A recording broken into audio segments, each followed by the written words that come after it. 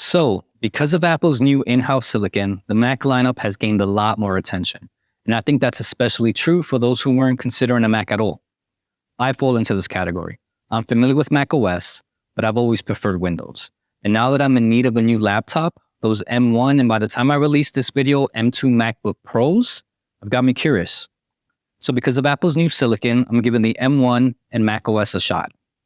I've done all my OS comparisons, spec and price research, and settled on a budget. I'm willing to spend a little over $4,000, but regardless of your budget, you can save hundreds and get more for your money if you take advantage of one thing. Just head over to Apple's website, and if you scroll to the very bottom of the page, you'll find their official refurbished and clearance section.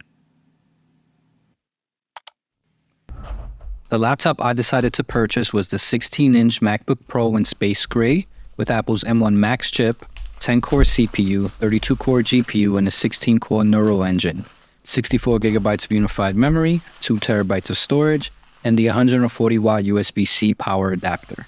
It retails for just under $4,300. However, taking advantage of Apple's refurbished program, I was able to purchase that same laptop for $110 less with double the storage. That's a machine that normally retails for $4,900.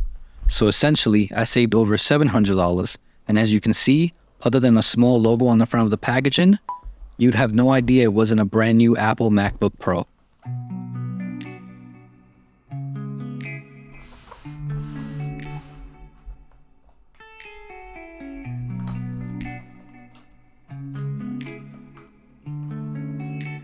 This is not a used product.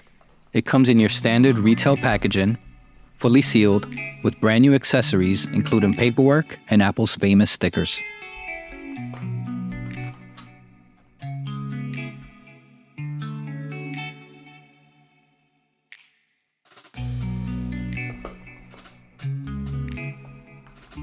This is the new USB-C to MagSafe braided cable that helps guide the plug to the charging port of your MacBook, along with the faster 140-watt USB-C power adapter, so you can go from 0 to 50% charge in around 30 minutes.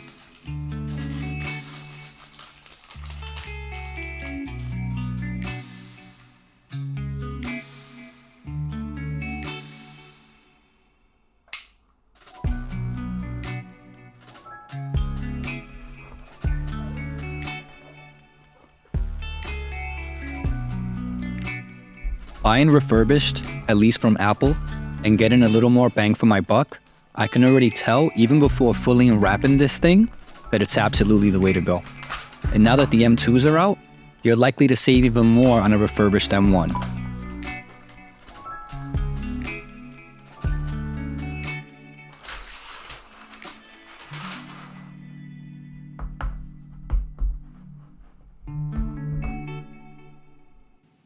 This really is a very well-built premium laptop. The heft and feel in the hand is super satisfying. On the left, you've got the MagSafe charging port, 2 USB-C Thunderbolt 4 ports, and a headphone jack. And along the right, HDMI, another USB-C Thunderbolt port, and an SD card slot. As far as refurbished quality concerns, you really shouldn't have any.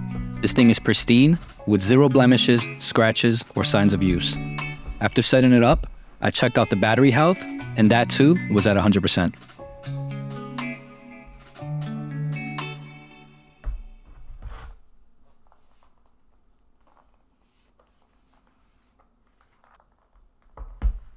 So coming from Windows, was my curiosity with switching to Mac justified?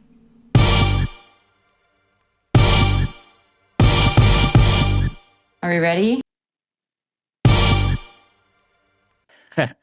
When Apple used that intro in their M2 MacBook Pro presentation, I immediately knew how I wanted to use it in this video. Anyway, I really did give switching a shot.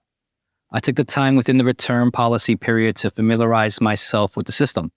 I went through each and every setting, tweaking things to my liking, learned a few terminal commands to change how some things looked and how some things behaved.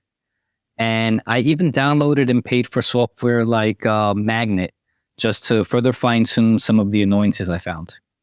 Learning the keyboard shortcuts was easy enough. For the most part, they're the same as Windows, only having to switch my finger positions a bit. I was excited. macOS is a beautiful operating system, and there is definitely something about Apple's hardware. However, I'm very much a cross-platform person. I want to be able to access anything I create digitally on any device, anywhere, anytime, whether it's on my own hardware or someone else's, and regardless of who manufactures the hardware. When it comes to Apple, their hardware really shines when you use their software, but things tend to fall apart once you step out of that walled garden. And because of the architecture of Apple's silicon, I wasn't able to take advantage of CBR hardware encoding in Adobe Premiere. So as impressive as it was at times, the M1 ultimately did not impress as constantly as I thought in my real-world use. On top of that, macOS always makes me feel restricted. Window management and navigation, in my opinion, are far superior on Windows. File Explorer is more advanced than Finder, and the taskbar is more intuitive than macOS's dock.